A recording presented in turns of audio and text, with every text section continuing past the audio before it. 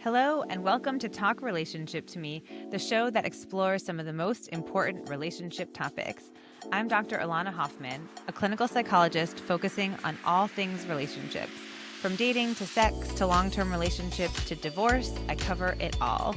I use my professional lens as a psychologist as well as lived experience to cover these topics. Do you need to talk relationships? You're in the right place. On today's episode, I am covering this idea of control and how it shows up in a 50-50 divorce situation. So this is a big topic that I talk with lots of clients about, whether they are in the contemplation stage of divorce or whether they are going through it when I'm seeing them or whether they are in the early stages of being on the other side or whether they've been divorced a while. This idea of control often comes up in many different ways. People are very afraid of getting divorced, well, for a lot of different reasons. But in terms of this topic today, many people are afraid of getting divorced because they are afraid of losing 50% of the time and 50% of the decision making in a divorce. So let me be clear that I am talking to the majority of clients that I see who have 50-50 physical custody and 50-50 legal custody. So that means that they split their time equally and they share decision-making equally. And that is the norm. There are some people, of course, that don't have that. They have different arrangements or they have slight variations of that. But I am talking to the majority of people that I see who have a 50-50 agreement or are likely going to have a 50-50 agreement. And again, that means time and decision making. So lots of people that I see are worried about losing half of the time with their kids. That's the language that they use, losing half the time with their kids. And then they also, when we dig deeper, they are concerned about a lack of agency around decision making with their kids when they are with their co-parent. So this shows up in concerns about not being able to, figure out what they're eating or wearing, getting them dressed for school on certain days or certain activities or taking them places or trips. This sort of idea of control really comes up a lot. And it keeps people, a lot of things keep people in unhappy, unhealthy situations. And so this is a really important topic that I talk about with a lot of clients because I want to sort of show and discuss why this idea of control doesn't need to be a barrier in terms of moving forward with a divorce or having an amicable divorce, which is a super important thing in divorce. And people have a lot more control than they actually think that they do. And so take, for example, a couple who is sort of in the middle of divorce and they are kind of negotiating the terms of their agreement. And divorce agreements, and of course, I'm not a lawyer, so major caveat here, I'm not a lawyer. Divorce agreements can look any kind of way. You can have as much detail in them or as little detail in them as you want. So, a lawyer will tell you that. They'll sort of put in there whatever you want. And so the divorce agreements that are, really long and detailed are indicative of anxiety where people want to plan out every single situation and scenario. And you, of course, cannot do that.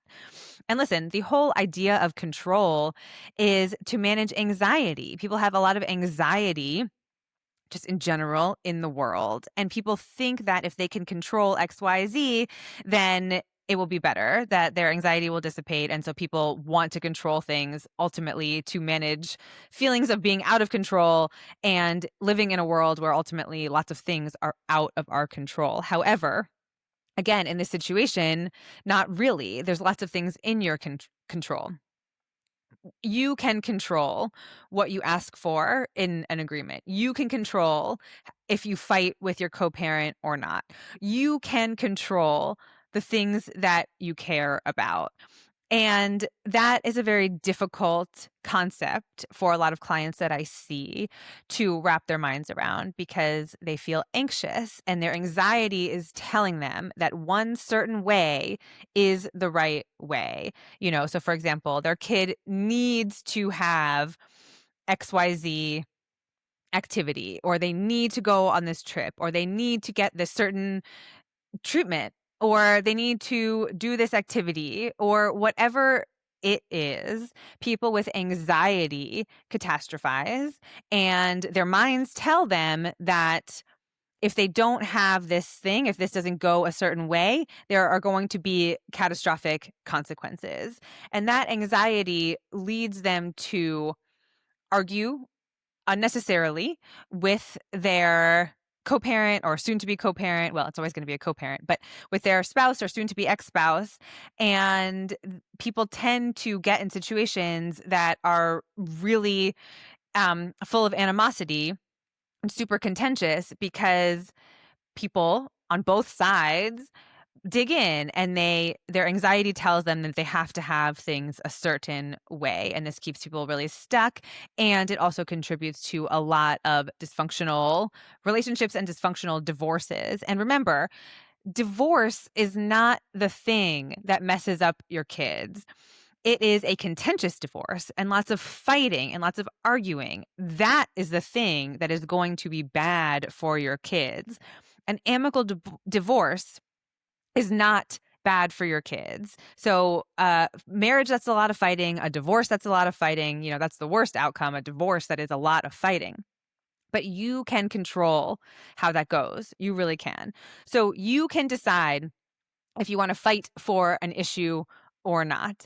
And from what I have seen in my practice, and just in general in life, because this is human behavior, excuse me, the more you are agreeable, then the more whoever's on the other side of the table will be agreeable. This is just human nature. If you say no to everything, then your partner is going to say no to everything. That is just how it works. And you might say, well, I have a really difficult, unreasonable partner who wants XYZ. Well, of course you have to look back into the dynamics of your marriage. And of course, a divorce is not an isolated incident. And if people could divorce in a way that is perfect and amicable, those are possible, but they're difficult. And oftentimes, then if you could really work things out in a way that is loving and caring, then maybe you wouldn't be in that situation, although there are plenty of reasons to divorce that are not related to that. That's a whole other topic. But if you are in a situation where you are saying that your co-parent is unreasonable, they're asking for unreasonable things, you also need to look at how you respond to these requests, right? And there are things that, you might want that you might not get. And ultimately, it is probably most likely going to be okay. It might not work out in the way that you want it to, but that doesn't mean that it can't work out in some way that might even be better in the end. So, again, this really comes up in this fear of moving forward with it, or wanting to control every aspect of someone else's parenting. So, for example, wanting to control where they eat, or saying that they have to go to bed at a certain time, or, dismissing activity suggestions from your co-parent, or getting really upset and turning things into a fight if they dismiss something that you want, right? And this all comes back to anxiety and control, and thinking that you know best and your way is going to be the right way. And this is important to think about how this showed up in your marriage, right? If you always think your way is the right way, then there is no room for someone else's opinion. And the truth is, in divorce, if you are working out custody and co-parenting and all of this stuff, you have to kind of look back and take a step back. And this is really hard because emotions are really high, and who knows what brought on the divorce, in your specific situation. And it's very, very hard to remain reasonable and even keeled and sort of see the bigger picture here. But ultimately, in the end, this is not this I'm not talking about really extreme situation where someone is an actual unfit parent and the courts can decide that. I'm talking about something, a person that you disagree with, a person that says, well, we shouldn't go away this weekend, we should go this weekend, or they should play basketball instead of soccer, or they shouldn't do this activity, or I'm feeding them hot dogs every day, or whatever it is. They don't need to go to this summer camp, they don't need this. Okay, you get the point. You get the point of what I'm saying, right? That's what I'm talking about here. I'm not talking about extreme cases of, actual unfit parenting. What you have to remember, and what I often talk about, with my clients is, listen, you married this person, you had kids with this person. So on some level, you trust their parenting, you trust their approach, and you trust their parenting. And if you've ever gotten sick or gone out of town and your co-parent has been in charge, they might have done things differently than the way you would do things, but hopefully, likely, everything is fine, right? Ultimately, the kids are fine. They had what they needed. If they didn't, your co-parent probably figured it out, or they will next time, right? And hopefully, likely, nothing catastrophic happened. But that fear, that anxiety is really what keeps people either stuck in a situation that is not healthy, or a really contentious divorce, which doesn't have to happen. So if you can kind of channel this, you know, you married this person, you had kids with this person, and so therefore you trust them to keep your kids safe and to love your kids. I mean, those are the most important things, right? To keep your kids safe and to love your kids. And if those things are in place, then it actually doesn't matter. And you arguing over, the custody schedule, the activities, I mean, all these things that I was listing is going to make things so much worse than the actual thing is, right? Two contentious parents, a contentious divorce is going to be much worse for their kids than, them playing on this certain soccer team or going to this specific beach because this is what they've gone every year, right? People tend to be very attached to these outcomes because they think that that's the right way to go and that's what they've been doing and they're right about everything, and so they attach to this. And of course, again, this shows up because things are happening that maybe they feel out of control, and so they dig into these things that will make them feel more in control when ultimately the situation is out of your control, especially if you did not initiate the divorce. But even if you did initiate the divorce, people don't want to initiate divorce. I mean, people don't want to get divorced. So even the initiator of the divorce is likely in a situation where they didn't want to be in the first place because no one plans to get divorced. So you have to kind of keep that in mind, that given all of this, the best outcome for your kids in a difficult situation is for co-parents to get along, and you actually have the power to control the nature of your divorce by really thinking about what actually matters. Spoiler alert, it's really not that much.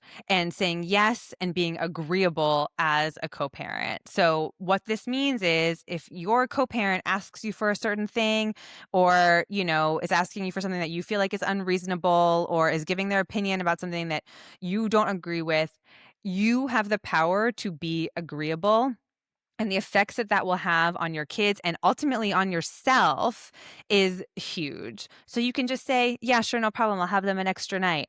Hey, yeah, that's a great idea to sign up for this camp. I didn't think about that.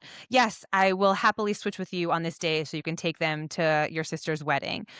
Whatever it is, you have the power to be agreeable. And the effects of that, again, given human nature, they eventually will be agreeable in return. And so you have a lot of control over how a divorce goes and how you show up, for yourself and your kids during this time. And you have the power to regulate, and you have the power to do everything you need to do to be able to regulate and to be able to say yes in those moments, and to be able to ask for things that you want in a way that is reasonable, and to take a no. If you put forth something and your co-parent says no, honestly think about if this is a hill worth dying on. It really likely is not. Because again, the tension that creates, I mean, listen, ideally, obviously, you guys are on the same page. You agree about these things and it's not a big deal, but that won't always happen. And when it doesn't happen, you still have the power to contribute to a peaceful divorce, to peaceful households, because when you are stressed, when you are fighting about something, you, of course, cannot be the present, loving parent that your kids deserve to have. And it's going to be worse for them. So if you are fighting over everything, this is a terrible outcome for your kids. Again, it's way worse than if they go to a certain school or, again, a certain activity or a certain doctor or whatever it is. A peaceful homes is much more important. So you have a lot of control over this. So, and you also have control over your time. I talk to a lot of clients who, many of these clients are concerned about, what they're doing on their time and they won't have enough time, but half the time is actually a lot of time. So, if your kids are celebrating your birthday with their co-parent and you don't have a birthday celebration planned, hey, guess what? You can plan a different birthday celebration on your time. If you feel like your ex is taking them all these cool places and you're not doing it, hey, guess what? You also can, you can look ahead at a calendar, you can pick a time, you can plan something. You're in control of your time and you can spend it how you want. And you can sign them up for activities on your time that you feel like you want to do. If your co-parent disagrees, within the bounds of the agreement or, whatever it is, but you can do what you want on your time with them. And that is actually a lot of time and control. So, this whole idea of sort of giving up time, giving up decision making, has to be really thought out from this lens because maybe you do decide, okay, I'm not going to fight this battle. Okay, I'm going to let them, you know, do this thing that I would not otherwise do, that I would disagree with if I had my own, if I had total control over it, right? But the reality is that you don't, right? And so if you disagree with something that your co-parent is doing, you again have control over how you respond to this, right? And remember, again, this is somebody who you chose to marry and you chose to have kids with. And I know I see it all the time. Of course, a lot of things change over time and there's resentment and there's tension and there's hurt and there's empathic ruptures and there's all kinds of things that lead to divorce. And of course, that is a whole other topic. But, here you are in that process, if this is relevant to you. And that is just the situation, right? And so if you have someone who says no a lot, okay, that is the situation that you are dealing with. You can still say yes, and you can take care of yourself, and you can do the things that you need to do to regulate your emotions. You can vent to your friends, you can vent to a therapist, you can take up kickboxing, whatever you need to do to, get out your frustration. But when you are dealing with your co-parent, you have the power to be reasonable and to agree. And this can lend itself to a much more friendly and amicable co-parenting situation, which ultimately is what is best for your kids. So, you know, these are all some of the ways that this issue of anxiety and control shows up during the divorce process and shortly after when people are sort of adjusting to their new life. Other ways that you have control over your new space, you have control over, your kids' rooms when they're with you and what they eat when they're with you and all of these things. Like, you actually have and will have, if you are kind of looking down the road to this, much more control than you think you do. And if you are anxious when they're with their parent, you have control over how you manage it. You have time, you have half the time. You can do things that you want to do for yourself. This is also another topic, but all of these things will help to manage your anxiety around the lack of control that you have in that moment over what your ex is doing with your kids. And again, if they tell you that something happened or you did something, they handled it a certain way, your goal in that interaction is to say, okay, great. Thanks so much. You handled that well, right? Even if you would have handled it differently, because, and you can talk about it another time. You could talk about it reasonably, you know, if you need to at a later date. And of course, say your opinion. Of course, say what you think is important. And there are some hills to die on, but it is not nearly the amount that you think it is. And if you really feel like something is super important, then you will talk about it. You will do it, because you love your kids and you want what's best for them, of course. And so you have to also trust yourself that you'll know kind of when to, what battles to pick and which ones to not. I don't even like that phrase because it doesn't have to be a battle, but you'll know the things to stand up for and the things that you can let go. And again, most of those things you can let go, even if you think they are catastrophes. So, and if you have a hard time, and if you're listening to this, obviously, and you have a hard time wrapping your mind around it, there are many, divorce coaches and therapists who can help you talk through specific issues about what is a big deal and what might not be a big deal. And again, the most important thing to remember is the relationship with your co-parent is the most important thing in predicting outcomes of divorce for kids. So, the worse off, the more tension you are there is, the worse off you are, and then the worse it is for your kids. So, the more amicable and agreeable you can be, then that is the best thing to do for your kids above anything else, really above anything else. So, please do think about this. Let me know if you have comments or questions about this topic or personal examples that are relevant to your life. I'd love to hear from you.